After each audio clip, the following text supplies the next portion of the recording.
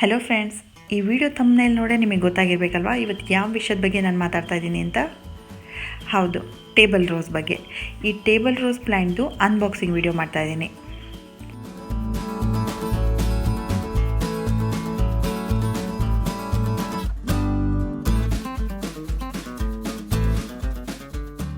ಈಗಾಗಲೇ ನನ್ನ ಚಾನಲ್ನಲ್ಲಿ ಇದ್ರ ಬಗ್ಗೆ ಒಂದು ವಿಡಿಯೋ ಇದೆ, ಒಂದಷ್ಟು ಕಲರ್ಸ್ ಕೂಡ ಇದೆ ನನ್ನ ಹತ್ರ. ಆದರೆ ಇನ್ನೂ ಒಂದಷ್ಟು ಕಲರ್ಸ್ನ ಕಲೆಕ್ಟ್ ಮಾಡೋಣ ಅಂತ ಹುಡುಕ್ತಾ ಇದ್ದೆ. ಆವಾಗ ಒಬ್ಬರು ಒಳ್ಳೆ ಸೆಲ್ಲರ್ ಸಿಕ್ಕಿದ್ರು, ಒಳ್ಳೊಳ್ಳೆ ಕಲರ್ಸ್ ಕೂಡ ಸಿಕ್ತು ಅವ್ರ ಹತ್ರ. ಅದ್ರ ಬಗ್ಗೆ ಇವತ್ತು ಡೀಟೇಲಾಗಿ ಹೇಳ್ತೀನಿ, ಯಾವ ಪ್ರೈಸಿಗೆ ಸಿಕ್ತು, ಹೇಗೆ ಪ್ಯಾಕಿಂಗ್ ಮಾಡಿ ಕಳಿಸಿದ್ರು ಅಂತ. ಸ್ಟಾರ್ಟಿಂಗಿಂದ ನೀವು ಸ್ಕ್ರೀನಲ್ಲಿ ಏನು ನೋಡ್ಕೊಂಡು ಬಂದ್ರಿ ಅದಷ್ಟು ಕಲರ್ಸು ಅವ್ರು ಕಳಿಸಿರೋ ಅಂಥ ಕಲರ್ಸೇ.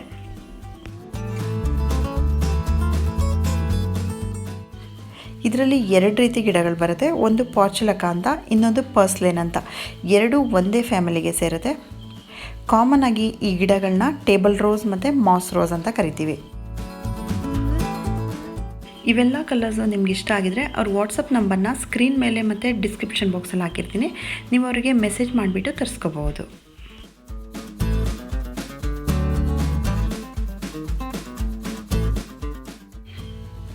ಮಾಸ್ ರೋಸಲ್ಲಿ ಪೋರ್ಚುಲಕ ಮತ್ತು ಪರ್ಸ್ಲೇನ್ ಎರಡೂ ಬೇರೆ ಬೇರೆ ರೀತಿ ಇರುತ್ತೆ ಅಂತ ಹೇಳಿದ್ನಲ್ಲ, ಅದು ಎರಡೂ ಗಿಡಗಳನ್ನ ಬೇರೆ ಬೇರೆ ಬಾಕ್ಸ್ಗಳಲ್ಲಿ ತುಂಬ ನೀಟಾಗಿ ಪ್ಯಾಕ್ ಮಾಡಿ ಕಳಿಸಿದ್ರು.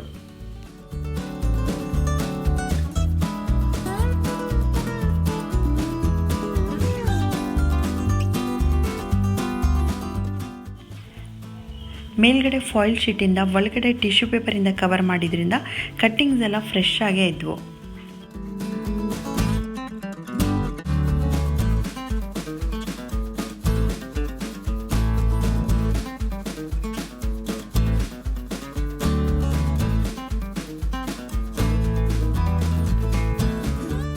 ಟೋಟಲ್ 40 ಕಲರ್ಸ್ ತರಿಸಿದ್ದೀನಿ ನಾನು.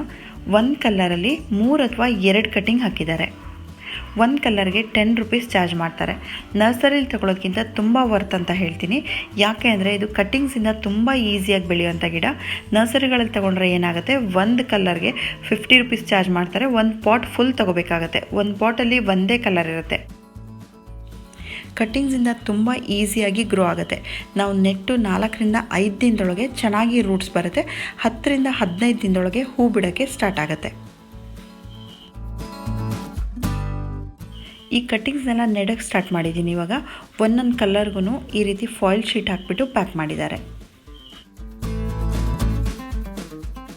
ಕಟ್ಟಿಂಗ್ಸ್ನ ನೆಡಬೇಕಾದ್ರೆ ಕೆಳಗಡೆ ಭಾಗದಲ್ಲಿ ಎಲೆಗಳಿರಬಾರ್ದು. ಮಣ್ಣೊಳಗೆ ಹೋಗುತ್ತಲ್ಲ ಸ್ಟೆಮ್ಮು, ಆ ಭಾಗದಲ್ಲಿ ಎಲೆಗಳನ್ನೆಲ್ಲ ತೆಗೆದ್ಬಿಟ್ಟೇ ನೆಡಬೇಕು. ಎಲೆಗಳಿದ್ದರೆ ನಾವು ನೀರು ಹಾಕಿದಾಗ ಫಂಗಸ್ ಆಗಿ ಗಿಡ ಕೂಡ ಫಂಗಸ್ ಆಗೋ ಚಾನ್ಸ್ ಇರುತ್ತೆ. ಯಾವುದೇ ಕಟ್ಟಿಂಗ್ನ ನೆಡಬೇಕಾದ್ರೆ ಕಡ್ಡಿಯಲ್ಲಿ ಅಥವಾ ಕೈಯಲ್ಲಿ ಹೋಲ್ ಮಾಡಿಕೊಂಡೇ ನೆಡಬೇಕು. ಡೈರೆಕ್ಟಾಗಿ ಆ ಕಟ್ಟಿಂಗಿಂದನೇ ಚುಚ್ಚಬಾರ್ದು. ಈ ಮಾಸ್ ರೋಸ್ ಗಿಡಗಳನ್ನ ಯಾವುದೇ ಥರದ ಮಣ್ಣಲ್ಲಿ ಹಾಕಿದ್ರೂ ಬರುತ್ತೆ. ಸ್ಯಾಂಡಿ ಸಾಯಿಲ್ ಆದರೆ ತುಂಬ ಚೆನ್ನಾಗಿ ಬರುತ್ತೆ. ನೀರು ನಿಲ್ಲಬಾರ್ದು, ಆ ರೀತಿ ಪಾಟ್ ಮಿಕ್ಸಿಂಗಲ್ಲಿ ತುಂಬ ಚೆನ್ನಾಗಿ ಬರುತ್ತೆ.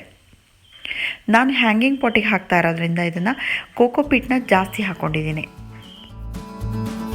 ಈ ಮಾಸ್ ರೋಸ್ ಸ್ಟೆಮ್ಸ್ನ ಒಂದು ಸಲ ಕಟ್ ಮಾಡಿ ನೋಡಿದರೆ ನಿಮಗೆ ಗೊತ್ತಾಗುತ್ತೆ, ಒಳಗಡೆ ನೀರು ತುಂಬ್ಕೊಂಡಂಗಿರುತ್ತೆ. ಈ ಸಕ್ಯುಲೆಂಟ್ಸಲ್ಲಿ ಹೇಗೆ ನೀರು ತುಂಬ್ಕೊಂಡಿರುತ್ತೆ ಅದೇ ರೀತಿ ಇದರಲ್ಲಿ ಕೂಡ ನೀರು ತುಂಬ್ಕೊಂಡಂಗಿರುತ್ತೆ. ಹಾಗಾಗಿ ಈ ಗಿಡಗಳಿಗೆ ನೀರನ್ನು ಜಾಸ್ತಿ ಹಾಕಬಾರ್ದು. ಪಾಟ್ ಮಿಕ್ಸಿಂಗ್ ತೊಗೋಬೇಕಾದ್ರೂ ಅಷ್ಟೇ ನೀರು ತುಂಬ ಸರಾಗವಾಗಿ ಹೋಗೋವಂಥ ಪಾಟ್ ಮಿಕ್ಸಿಂಗೇ ತೊಗೋಬೇಕು. ಈ ಪಾಟಿಗೆ ನಾನು ಪಾಟ್ ಮಿಕ್ಸಿಂಗ್ ಹೇಗೆ ತೊಗೊಂಡಿದ್ದೀನಿ ಅಂದರೆ ಕೋಕೋಪಿಟ್, ಮಣ್ಣು ಮತ್ತು ಕಾಂಪೋಸ್ಟ್ 3 ಈಕ್ವಲ್ ಆಗಿ ತೊಗೊಂಡಿದ್ದೀನಿ. ಇದನ್ನು ಹ್ಯಾಂಗಿಂಗ್ ಪಾಟಲ್ಲಿ ಇಟ್ಟಿರೋದ್ರಿಂದ ಕೋಕೋಪಿಟ್ ಹಾಕ್ಕೊಳ್ತಾ ಇದ್ದೀನಿ. ನೆಲದ ಮೇಲಿರೋ ಪಾಟ್ಗಳಿಗೆಲ್ಲ ಕೋಕೋಪಿಟ್ ಬದಲು ಮರಳನ್ನು ಹಾಕ್ಕೊಂಡಿದ್ದೀನಿ.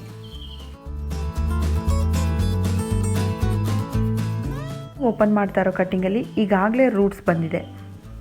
ಚಿಕ್ಕದಾಗಿ ಕಾಣಿಸ್ತಾ ಇದೆ ಅಲ್ವಾ ನಿಮ್ಗೆ? ಅದರಲ್ಲಿ ನಾನು ಮೊದಲೇ ಹೇಳಿದಾಗೆ ಇದರಲ್ಲಿ ತುಂಬ ಫಾಸ್ಟಾಗಿ ರೂಟ್ಸ್ ಬರುತ್ತೆ. 3 ರಿಂದ 4 ದಿನದೊಳಗೆ ರೂಟ್ಸ್ ಬರುತ್ತೆ. ಈ ಕಟ್ಟಿಂಗ್ಸ್ನ ಈ ಪಾಟಲ್ಲಿ 1 ರೌಂಡ್ ನೆಟ್ಟಾಯಿತು. ಇನ್ನೊಂದು ಅದ್ರ ಮುಂದೆನೇ ಇನ್ನೊಂದು ರೌಂಡ್ ಬರೋ ಥರ ನೆಡ್ತೀನಿ. ಜಾಸ್ತಿ ಕಟ್ಟಿಂಗ್ಸ್ ನೆಟ್ಟಷ್ಟು ಗಿಡ ಚೆನ್ನಾಗಿ ಸ್ಪ್ರೆಡ್ ಆಗಿ ಕವರ್ ಆಗಿ ಬೆಳೆಯುತ್ತೆ.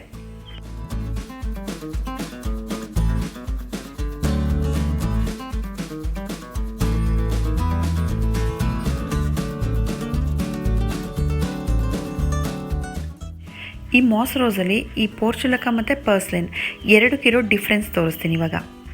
ಪೋರ್ಚುಲಕದಲ್ಲಿ ಎಲೆಗಳೆಲ್ಲ ಈ ರೀತಿ ಕಡ್ಡಿ ಕಡ್ಡಿ ಥರ ಇರುತ್ತೆ. ಪರ್ಸ್ಲೆನ್ ಅಂದರೆ ಇದು ಎಲೆಗಳೆಲ್ಲ ಈ ರೀತಿ ರೌಂಡ್ ಇರುತ್ತೆ. ಪೋರ್ಚುಲಕದಲ್ಲಿ ವೈಟ್ ಕಲರ್ ಹೂ ಬಿಡುತ್ತಲ್ಲ, ಅದ್ರ ಸ್ಟೆಮ್ಸು ಈ ರೀತಿ ದಪ್ಪ ಇರುತ್ತೆ. ಅದರಲ್ಲೇ ಬೇರೆ ಬೇರೆ ಕಲರ್ಸ್ ಬಿಡುತ್ತಲ್ಲ, ಪಿಂಕ್, ರೆಡ್, ಅದೆಲ್ಲ ಅದ್ರ ಸ್ಟೆಮ್ಸು ಈ ರೀತಿ ತುಂಬ ಚಿಕ್ಕದಾಗಿರುತ್ತೆ. ಎರಡೂ ಒಂದೇ ರೀತಿ ಗಿಡಗಳಾದ್ರೂ ವೈಟ್ ಕಲರ್ ಮಾತ್ರ ಈ ರೀತಿ ದಪ್ಪ ಬರುತ್ತೆ, ಬೇರೆ ಎಲ್ಲ ಕಲರ್ಸು ಈ ರೀತಿ ಚಿಕ್ಕ ಸ್ಟೆಮ್ಮೆ ಬರುತ್ತೆ.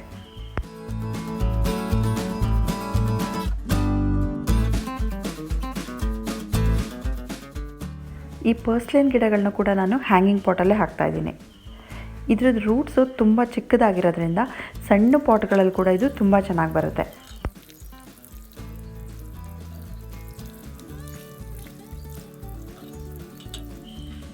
ಈ ಗಿಡಕ್ಕೆ ಪಾಟೇ ಆಗಬೇಕಾಗಿಲ್ಲ, ಡಬ್ಬಗಳಲ್ಲಿ ಹಾಕ್ಬೋದು. ಇದೆಲ್ಲ ಆಯಿಲ್ ಕ್ಯಾನ್ಸಲ್ ಹಾಕಿರೋದು. ಒಡೆದೋಗಿರೋ ಅಂಥ ಟಬ್ಬು ಯಾವುದ್ರಲ್ಲಿ ಬೇಕಾದರೂ ನೀವು ಹಾಕ್ಬೋದು. ಪಾಟಿನ ಲೆಂತ್ ಜಾಸ್ತಿ ಇರಬಾರ್ದು, ಅಗಲ ಜಾಸ್ತಿ ಇರಬೇಕು. ಆವಾಗ ಈ ರೀತಿ ಸ್ಪ್ರೆಡ್ ಆಗಿ ತುಂಬ ಚೆನ್ನಾಗಿ ಕಾಣಿಸುತ್ತೆ. ಈ ಗಿಡಗಳಿಗೆ ಸನ್ಲೈಟ್ ತುಂಬ ಇಂಪಾರ್ಟೆಂಟ್. ಎಷ್ಟು ಬಿಸಿಲು ಬೀಳುತ್ತೋ ಅಷ್ಟು ಜಾಸ್ತಿ ಹೂ ಬಿಡುತ್ತೆ. ನೆರಳಲ್ಲಿಟ್ಟರೆ ಗಿಡ ತುಂಬ ಚೆನ್ನಾಗಿರುತ್ತೆ, ಆದರೆ ಹೂ ಜಾಸ್ತಿ ಬಿಡಲ್ಲ. ಇದನ್ನು 9 o'clock ಪ್ಲ್ಯಾಂಟ್ ಅಂತಲೇ ಕರೀತಾರೆ. ಬೆಳಗ್ಗೆ 8ರಿಂದ 5 ಗಂಟೆವರೆಗೆ ಬಿಸಿಲು ಎಲ್ಲಿ ಜಾಸ್ತಿ ಬೀಳುತ್ತೆ ಅಂಥ ಪ್ಲೇಸಲ್ಲಿಟ್ಟರೆ ಹೂ ತುಂಬ ಬಿಡ್ತಾ ಇರುತ್ತೆ. ಮಧ್ಯಾಹ್ನ ಎಲ್ಲ ಅರಳಿರೋ ಹೂಗಳು ಸಂಜೆ 5 ಗಂಟೆ ಆದ ಕೂಡಲೇ ಈ ರೀತಿ ಮೊಗ್ಗಿನ ಥರ ಆಗುತ್ತೆ, ಬಾಡ್ ಹೋದಾಗುತ್ತೆ. ನೆಕ್ಸ್ಟ್ ಡೇ ಬೆಳಗ್ಗೆ 8 ಗಂಟೆ ಆದಮೇಲೆ ಮತ್ತೆ ಈ ಹೂವೆಲ್ಲ ಅರಳುತ್ತೆ.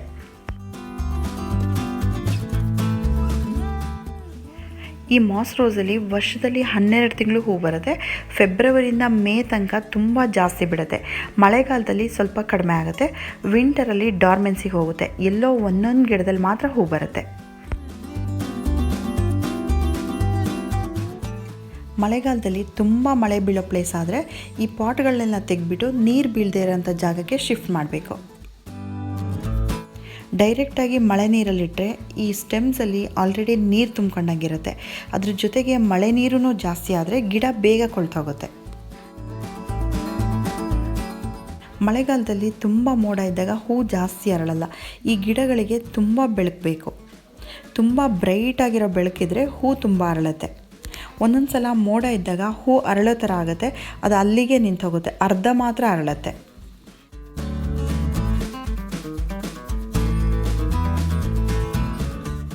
ಈ ಗಿಡದಲ್ಲಿ ಹೂ ಅರಳಿ ಹೋದ್ಮೇಲೆ ಈ ರೀತಿ ಸೀಡ್ಸ್ ಆಗಿರುತ್ತೆ.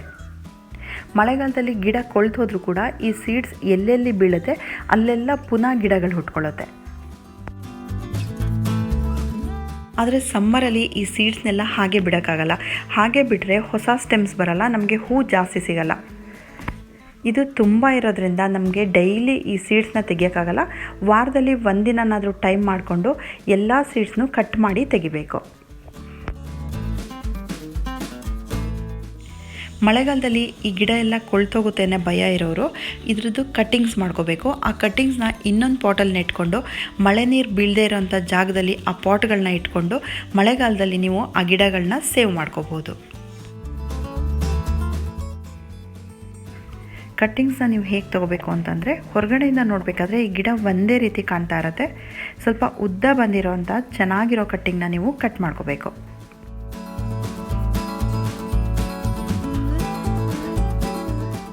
ಈ ಮಾಸ್ ರೋಸಲ್ಲಿ ಒಂದು ಕಟ್ಟಿಂಗ್ ಹಾಕಿದರೂ ಸಾಕು, ಒಂದು ಪಾಟ್ ಫುಲ್ ಹರಡ್ಕೊಂಡು ಸ್ಪ್ರೆಡ್ ಆಗಿ ಬೆಳೆಯುತ್ತೆ.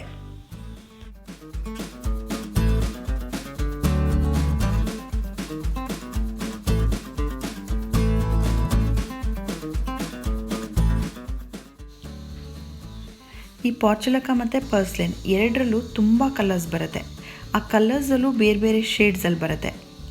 ಲಾಸ್ಟ್ ಇಯರ್ ನಾನು ಒಂದು ಪಾಟಲ್ಲಿ ಒಂದೊಂದೇ ಕಲರ್ ಹಾಕಿದ್ದೆ, ಆದರೆ ಈ ಸಲ ಒಂದು ಪಾಟಲ್ಲಿ ಎಲ್ಲ ಕಲರ್ ಮಿಕ್ಸ್ ಮಾಡಿ ಹಾಕಿದ್ದೆ.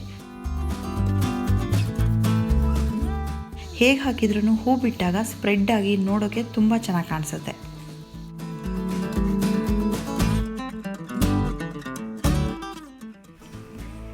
ಇನ್ನು ಫರ್ಟಿಲೈಸರ್ ವಿಷಯಕ್ಕೆ ಬಂದರೆ ಈ ಗಿಡಕ್ಕೆ ಜಾಸ್ತಿ ಫರ್ಟಿಲೈಸರ್ ಕೊಡಬಾರ್ದು.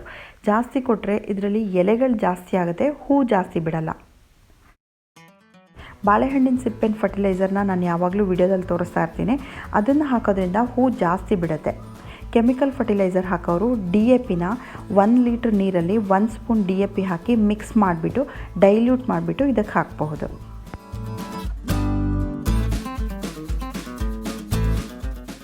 ಲಾಸ್ಟಲ್ಲಿ ಈ ಗಿಡಕ್ಕೆ ರೋಗ ಯಾವುದಾದ್ರೂ ಬರುತ್ತಾ ಅಂತ ನೋಡೋದಾದರೆ ಈ ರೀತಿ ವೈಟ್ ಆಗಿರುತ್ತೆ. ತುಂಬ ಸ್ಟೆಮ್ಸಲ್ಲಿ ಈ ರೀತಿ ವೈಟ್ ಆಗಿರುತ್ತೆ. ನೋಡೋಕ್ಕೆ ಇದು ಮಿಲಿಬಗ್ಸ್ ಥರ ಇರುತ್ತೆ. ಇದಕ್ಕೆ ನಾನೇನು ಮಾಡ್ತೀನಿ ಅಂತಂದರೆ ಎಲ್ಲೆಲ್ಲಿ ಈ ರೀತಿ ವೈಟ್ ಆಗಿದೆ ಅದನ್ನ ಕಟ್ ಮಾಡಿಬಿಟ್ಟು ತೆಗೆದ್ಬಿಡ್ತೀನಿ. ಯಾವುದೇ ಸ್ಪ್ರೇ ಮಾಡೋಕ್ಕೆ ಹೋಗಲ್ಲ.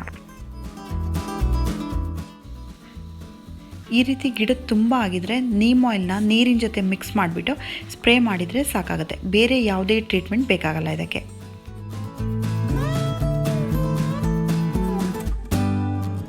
ಮಾಸ್ ರೋಸ್ ಗಿಡಗಳ ಬಗ್ಗೆ ನನಗೆ ಗೊತ್ತಿರೋ ಅಷ್ಟು ವಿಷಯಗಳನ್ನ ಈ ವಿಡಿಯೋದಲ್ಲಿ ಶೇರ್ ಮಾಡಿದ್ದೀನಿ. ತುಂಬ ಈಸಿಯಾಗಿ ಬೆಳೆಯುವಂಥ ಪ್ಲ್ಯಾಂಟ್ ಇದು, ಯಾರು ಬೇಕಾದರೂ ಬೆಳಿಬೋದು.